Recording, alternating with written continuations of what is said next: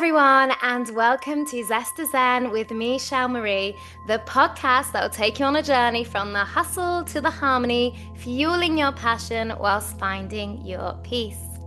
I am beyond thrilled today to welcome a truly inspiring woman, Carmen, a bold, bright, and brilliant money mindset mentor, transformational healer, and globally recognized keynote speaker. I first heard Carmen speak at a women's empowerment event in Valencia, and from that very moment, her passion, her expertise, and her infectious enthusiasm for transforming money mindset left me, and I know the rest of the audience, in awe. I just knew I had to have her on this podcast, and thankfully she said yes. So I am so excited to share all her fabulousness with you all. Through her W.O.R.T.H, W-O-R-T-H code framework, Carmen empowers visionaries and leaders to break free from financial limitations, embrace abundance, and step fully into their soul-aligned purpose. This is really key, without any hustle or burnout. So this is definitely something I want to hear all about. Today, she's here to share her insights, her beautiful energy, her bold transformative approach to creating more wealth and impact in all of our lives. No capping. So without further ado, welcome, Carmen.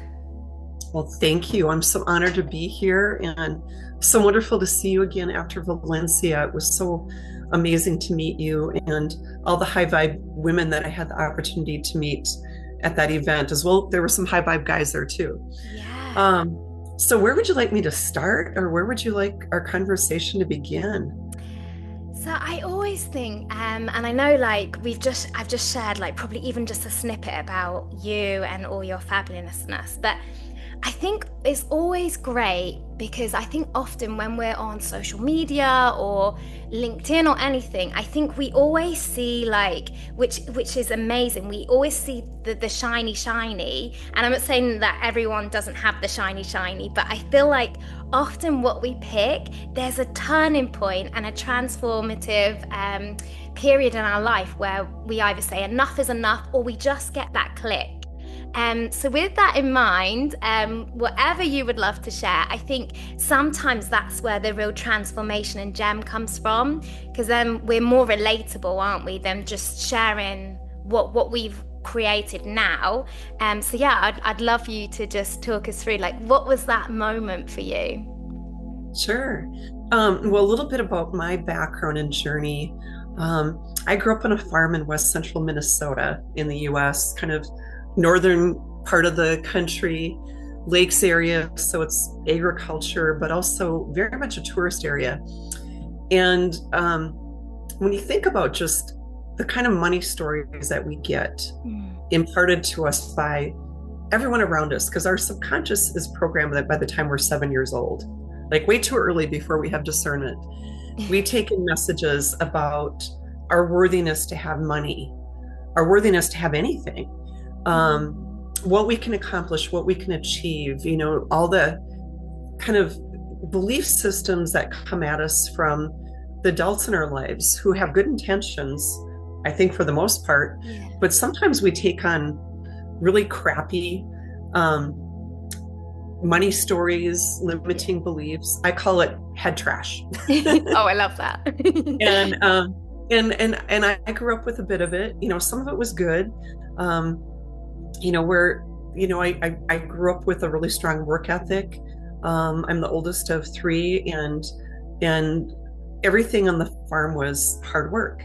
And I was doing a lot of chores and hard work. And I just remember getting stories about, money is the root of all evil, or you only are worthy of having money if you've suffered long enough or worked hard enough to deserve it. And unfortunately, and then my mom said something when I was 7. She said, well, you really like nice things, Carmen. So when you grow up, you better marry a really wealthy guy. And, so it took me, I think, a lot of years to really excavate some of those beliefs that became very deep-seated. And and really learn, how to help people transform them. Yeah. In my case, I've spent over 30 years since I was 26 years old, and I just turned 60. First of And all, sorry, 60. Well, this 60. just shows, come on, within, without, wow. Sorry. No. Well, thank you. I've heard all of it. You look I enjoyed incredible. it too. But I've been in my career as I started out as a counseling psychologist, with more helping people with career, trying to figure out their divine purpose, how to advance in their career, how to change into something else if they hated their career, how to make more money in their career. And I was in counselor education, helping train licensed professional counselors. And then I hit this dark night of the soul. This was at the end of 2015, where a lot of things just happen at one time, where, we always have that decision to decide whether we're going to buy into fear or faith.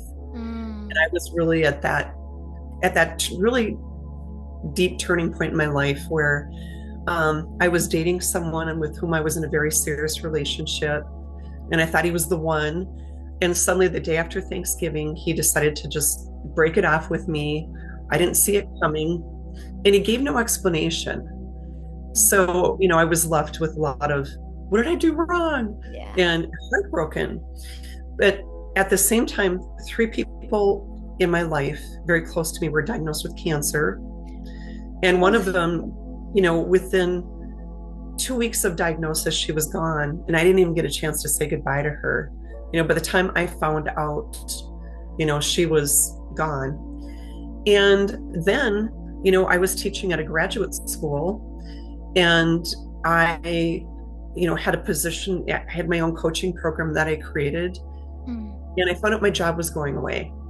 And I always had side gigs because, that whole push energy I had toward what my mother said, I'm going to prove you wrong. I don't need a guy to, provide for me, da da da. Somehow it left me in this cycling pattern of, I'm not enough, I'm never enough. And it just left me always working 3 jobs. When I saw you, I joked that my theme song back then was the old Donna Summer tune. She works hard for the money.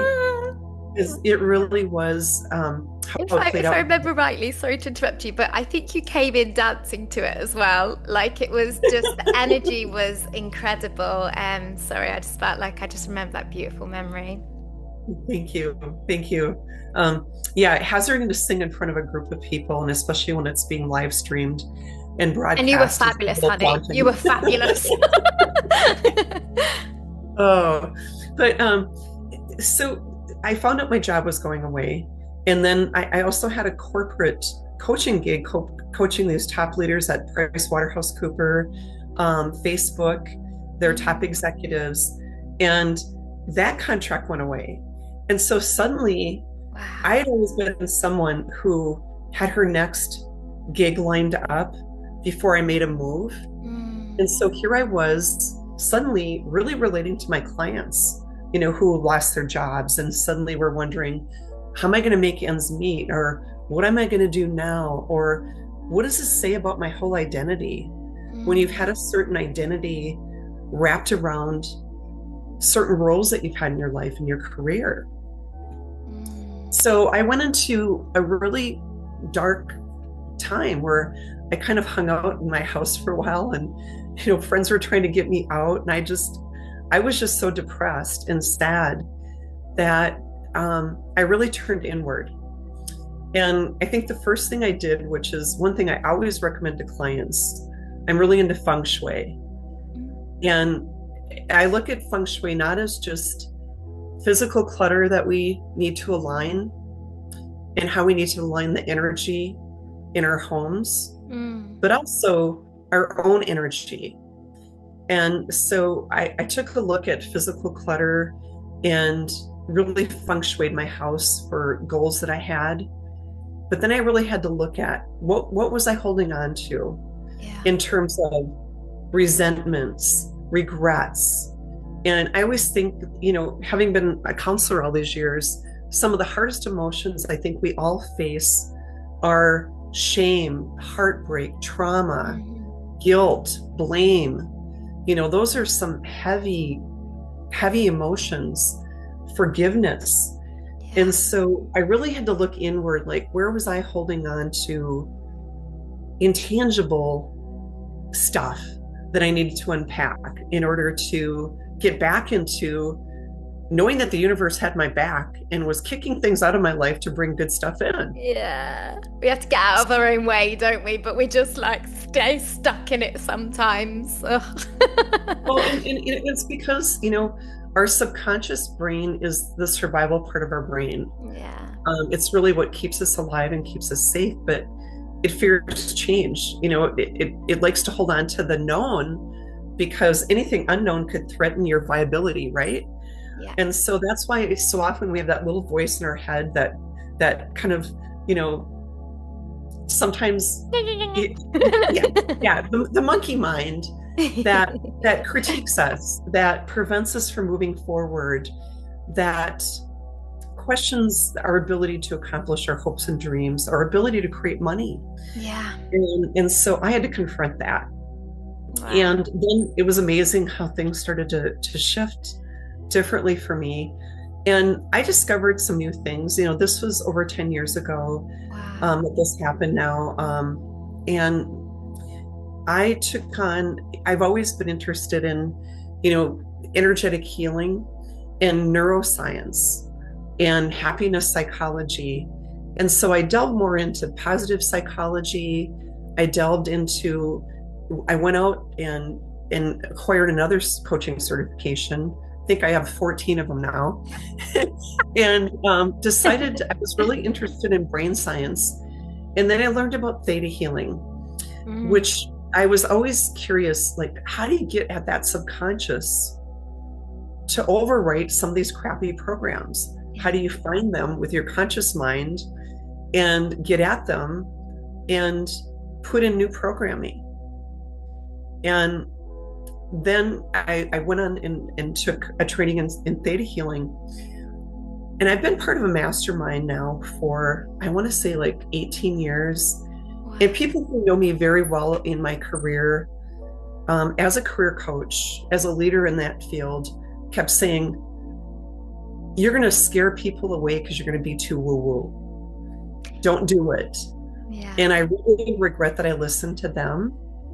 Sometimes I think you just have to go for it. And yes. Because even people who are well-meaning, they were just like my subconscious, trying to keep me safe, yes. But not allowing me to grow and expand into this new iteration of me that was able to do more and bring more tools to help people with, in my opinion, more true transformation. Wow, beautiful. So that's kind of, a long response, unfortunately. Not at all. I haven't lost your audience. No, you have not. So many gems in that, Carmen. Like, trust me. Like, I feel like most of the questions that I was deciding to ask you, you've almost like answered like just so beautifully, and that just shows the alignment. And one thing that you said that I think is really, really powerful that I'd love you to expand a little bit on is the comment about your mum. I think this is super important because that particular one, and this is, I would love your take on this. This is just something that I'm now starting to think about. So I love that you brought up theta healing as well. Is those moments of those, those, even in a joke or anything, but those memories that we hold, we can kind of, even though they're in the subconscious, we can kind of like go, I see now how that might be capping me or stopping me. But what I'm finding is like when you said about, I can't remember exactly what you said, but the junk or something is trash. Yeah. It's like I've kind of gone, oh yeah, that, no. Oh yeah, that, no, like this. And then there was just, because I do believe, I believe what you say about, I know you didn't say it exactly like this, but everything and everyone is in some way a mirror. And then I'm like, but why still this? Why still this? Why still this? And I think, which is really powerful, which I'd love your take on about the theta healing, is those ones we can really pull out and face, even though they're not easy to always do. It's those ones that are maybe repetitive, or that we don't remember, that didn't have a big like a big impact, or didn't really boom hit us hard, but maybe they were just chiseling at us continuously, or hearing the same words. And that's where I think what you do is so powerful, because there's only so much that we can kind of, I know everything's within, but really see and remember. But like what you said, is often the real blockages are what we don't always remember, and we don't always um think that, because we can't associate with something that we can't remember. So but obviously our subconscious and our, our programming does remember it. So I would love your take on this, and I love that you brought this up, because this was something I was thinking about recently. Oh, well, you just tapped into, I think, one of the most exciting aspects of my work, because we carry ancestral beliefs. And I became more aware of that in Theta healing. But as I've progressed and taken on other modalities and learned more, it's not just the thing that my mom said or the things earlier that we can't remember. Because one thing stands out in my mind too. I remember being like 2 or 3 years old and wanting something as we were leaving a restaurant. I wanted like a pack of fruit stripe gum or something. And I was kind of punished for wanting it. Yeah. I think I got a little swat on the butt, a little spanking, because I wanted it, and, you know, and, it's just kind of like being told, no, you can't have it. And I realized, as parents, we don't need to give children everything that they demand, right? It is having that latitude, but getting ingrained with that feeling that I'm not worthy of having what I want. It's the feeling, yeah. Or that it's wrong to have what I want, or being told, that the only way you can have what you want is to go marry some rich guy, Yeah. But that, sorry to interrupt you, but even when you said that, there was actually two paths you could have taken, of like, oh, well, I want nice things, so that's what I have to do. Or right. There's the other, which I can relate to fully about you, and what you shared was, I almost did that and went so Miss Independent, but then, like what you said, I was holding 3 jobs, I was creating a life I really did not want, and then every time, say, we're splitting half on the bill of stuff, I was feeling less and less like worthy of, like, feeling like a queen. And I'm not saying that's your experience, but it's just ironic, we go one way or the other, and then we actually, not saying we want the other way, but we kind of run from the actual direction that we really want to go in. So yeah, it's you can combat it with kind of proving energy, like, Mom, I'm going to prove you wrong. Yeah. At 7 years old, I'm going to get a really good education, and I'm going to prove you wrong, that I'm going to be someone who can earn lots of money. Or I could have just taken that, yeah, Mom, maybe you're right. I maybe need to just marry for wealth, and that be my primary motivation, whatever, or some other alternative. But, I don't recall a lot of, having a lot of conscious reaction, other than a little bit of indignation, like, yeah. Really? Like, really, Mom? I'll show her. But sorry to interrupt you, but this is what, like, quote me if I'm not saying this right and wrong, but it's afterwards, like, so yeah, at the time I didn't realize that I was doing that on purpose for that, like, oh, I don't want that. But it's afterwards, that in the actions, all the actions you're taking, that you say, oh, I see now how I behaved that way. So thank you for sharing that. Well, I think, it's we all need to come at it as being neutral observers of ourselves. Yeah. To understand our patterns, our behaviors, our thoughts, our beliefs, our patterns, but without self-shaming. Because we can get into the whole blame and shame on our stuff. That doesn't do any good. It's just, it's neutral observer I always call Mm. it, it's like being a curious anthropologist of yourself, Yeah. and then making decisions that, we all have the ability to overwrite programming that's not empowering. And Beautiful. sometimes some of the programming was empowering at certain parts of our lives. And now what was once a solution is now the problem, Yeah, right?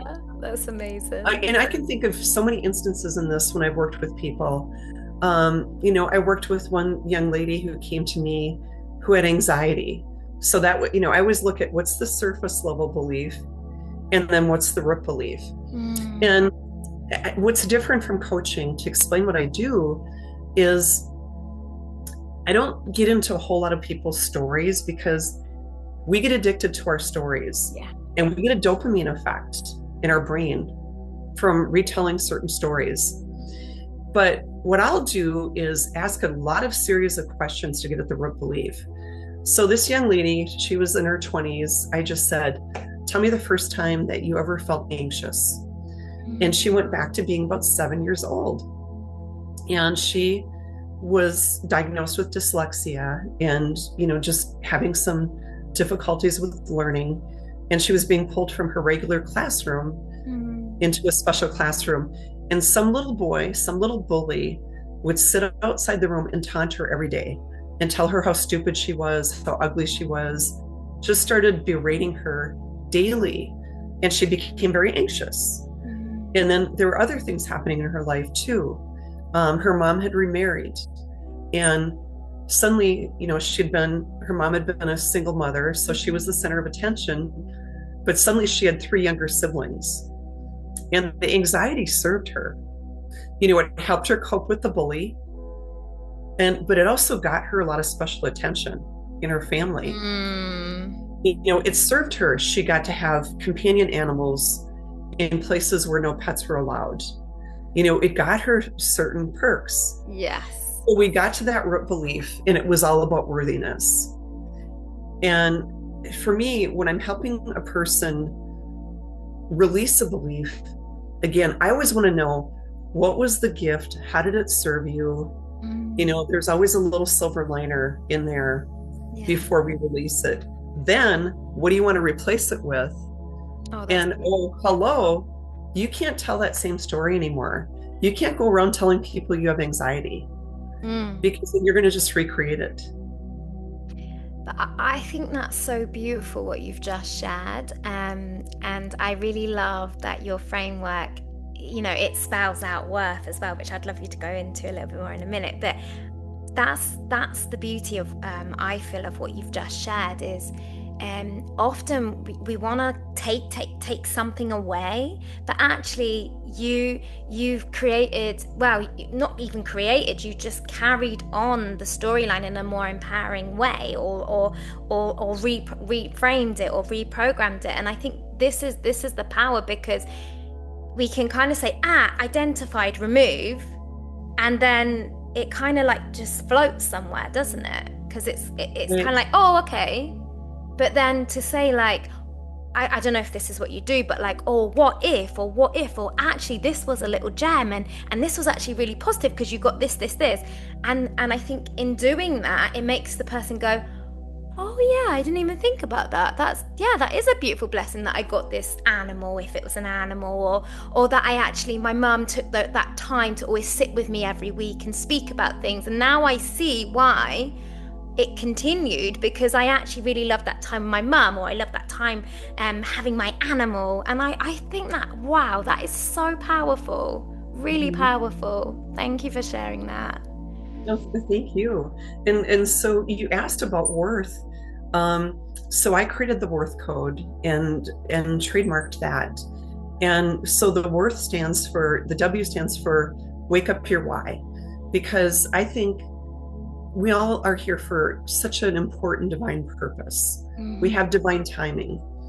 Um, and getting in touch with your mission, your why, helps you attract more of what you want into your life, Yeah. because the universe brings you things when you have a powerful purpose and a Mm. strong why that you're standing behind. The O in the worth code stands for own your value. And Oh. so this is where I help people get rid of the head trash. This is where we start uncovering what's under the surface, what's blocking you, what might be a financial ceiling that you're sitting under. Some of the things that I uncover there are just incredible. Recently, just in the last week, I worked with somebody, and a root belief with money with him was worrying about being rejected by God, Wow. because his entire family had just said wealthy people are bad. They always lived kind of on the edge of Mm. financial ruin. And when we got to the root belief and he got really emotional, it was feeling somehow he would be rejected by God. And Wow. so we got rid of that and replaced it that I know that I can be safe with money and be loved by God. That And, goes you back to know, worth again. Wow, it's like how worth powerful. Because there's exactly. two sides as well of like the God, but then it's also like, okay, so now if I'm like, no, God loves me, but then, oh, but my family now, because my family believe this. So it's kind of like, that's amazing. That's really powerful. It's helping people to congruence. Yeah. And part of that releasing is understanding that you can download from the creator feelings and knowledge. Maybe you've never known what it's felt like to feel safe with money, Oh, that's or beautiful. you've never known the feeling of being wealthy before. So how can you operate in this bubble of wealth when you don't know what it feels like? And so Mm. that's part of what I help people do with the Worth Code too. But I'll move forward just real quickly on the rest of the Worth Code. The Yes, R please. is Yes, for please. it's for it's for replacing the program with a new program. It's instilling that new program. It's rewiring your subconscious Mm. for the new program and imprinting it, with auto suggestion and just reinforcing the new beliefs. The T is for turning your purpose and your passions into profit. So this is where my business coaching side comes in, where I help people create a signature high ticket program. And it's not the ascension model. It's really starting with, you know, helping you operate in your zone of genius so you Mm. can command higher prices. Because when you have higher prices, people have more skin in the game. You're working with a higher vibrational level of people who want to get results. Yeah. So helping people find ways to turn their passion to profit. And then the H is for harnessing your visibility in divine systems to attract that wealth to you more easily. So you're not into that hustle grind. Nobody has ever hired me when I've put out depleted energy, where I've been, Hmm. oh, Shelley, I'm so tired. I'm so burnt out. Mm. You know, And nobody even if wants you prep nobody yourself, wants to hire me when I yeah. act like that. And I'm sure like Carmen, you like because in just what you shared, it's so powerful because even now, say like prior to this episode, say I was like, oh gosh, I've got another one to do. Even if I like, move about and something, there's still something that's felt. Like we don't know what it is. Oh, she's smiling in this, but there's always something that's felt. So I think that shows in your framework how powerful it is because again, like it's okay, say having a coach or a mentor and saying, right, no, right, we're gonna go for this high price because you're worthy of this now. But if we don't feel it, we're going to give that energy off. So this is really powerful what you're sharing. And I know so many people are going to be listening to this and like, get me her details now. Like, you're amazing. Thank you. I love what I do. My mission is, I call my business intentionality, because I think when you have clarity about your intentions, you can own your worth and live Mm, your truth at the highest levels. And I think, we all want to live, we want to be our 100% our soul's truth. That's what we're here for. We're here to grow and expand. Every person that we meet is both a teacher and a student to us. hmm. In the end, I joke, it's not a joke. In the end, we're all walking each other home, right? Yeah, We're that's all on this journey together. We're all walking each other home, and we're here to learn and grow. And expand our soul's capability to love more, to create more deliberately, to bring light into this world. Mm. And part of that, I believe, is our spiritual mission to be wealthy, because I believe we can do more good in the world. Yeah. We can make an impact on the causes, the people, the issues, the things that we see are wrong or misaligned or need our help when we Mm. have money. So I want to see money in the hands of good-hearted people. Yes, yes, yes.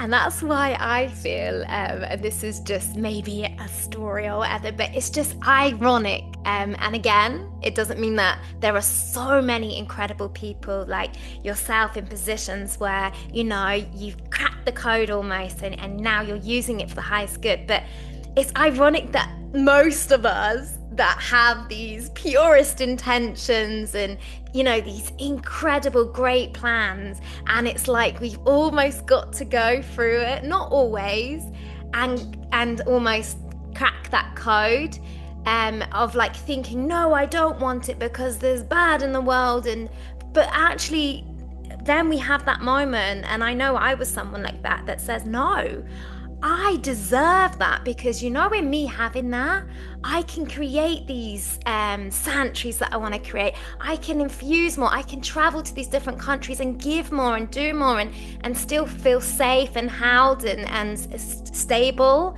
And yeah, I think it's beautiful what you're doing, more than just your framework and everything you're doing. Like it's much greater and bigger. And I really appreciate you so much and all that you've been sharing.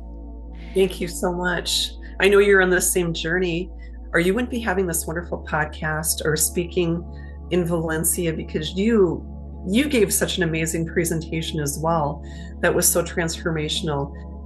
You're on this journey to transform people's lives, and I really admire your mission too. And so I'm glad to be sharing this time with you, and so glad you reached out. This is just wonderful to reconnect with you. And with you, wow, I feel that so deeply, and thank you so much. I really feel that from in my heart, and yeah, I'm so happy we reconnected. And although I feel like I could keep speaking to you, because you're just such a phenomenal inspiration. I don't want to use too much more of your time, but I already know that so many people have got so much, and there's going to be definitely people reaching out to you. But just before you go, what I just love to ask, like intuitively off the top of your head, if there was something you feel like right now someone really needed to hear, what would you tell them? Oh my goodness. I would just say, you know, realize you're a powerful creator, and you're either creating by default or Mm. deliberately. And I think so often people waver between faith and fear. Like I shared with you that dark night of the soul where, it took me a while to get back into faith, but the universe always has your back. Yeah. And you are loved. You are worthy of the best things that this life and this universe has to offer. But think about, how what you focus on grows, Mm. and always kind of turning back into, what is it I want instead of what I don't want? Because I'm always creating very deliberately, and using that deliberate creation to, to live your defined purpose, to live your mission, and enjoy the journey. Yeah, that's amazing. And just before you go, one thing, because I feel like people would have grabbed it, but just in case they missed it, something really powerful that you said today as well, was about your external environment, and this was a big realization for me recently. And it can be so subtle and small, but it makes such a huge difference. And thank you so much for sharing that, because that was huge clarity for me. And I think often, like, it's not always going to be like, the windows are closed and everything's all like massive. It could be such a small thing, but yeah, I noticed recently it was just like, say, I don't know, the pile of clothes that I'd washed and I just hadn't quite got round to putting it away. But it's really important that a clear mind, I feel, also needs to be clear around you, and so that was really, really powerful what you shared, and I just felt like I just really wanted to just really emphasize that, just in case people might have just like missed it a little bit, but I'm sure everyone received exactly what they were supposed to receive. Thank you, thank you, thank you, thank you, thank you so, so much. You are incredible, and more than what you're doing. Just from seeing you off screen, if we like to say, away from the speaking in Valencia.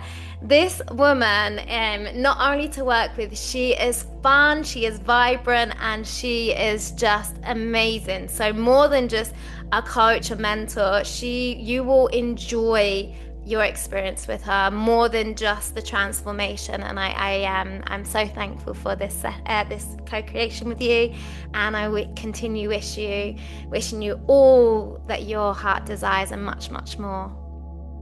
Thank you so much. I'm so honored to be here, and I appreciate all your kind words.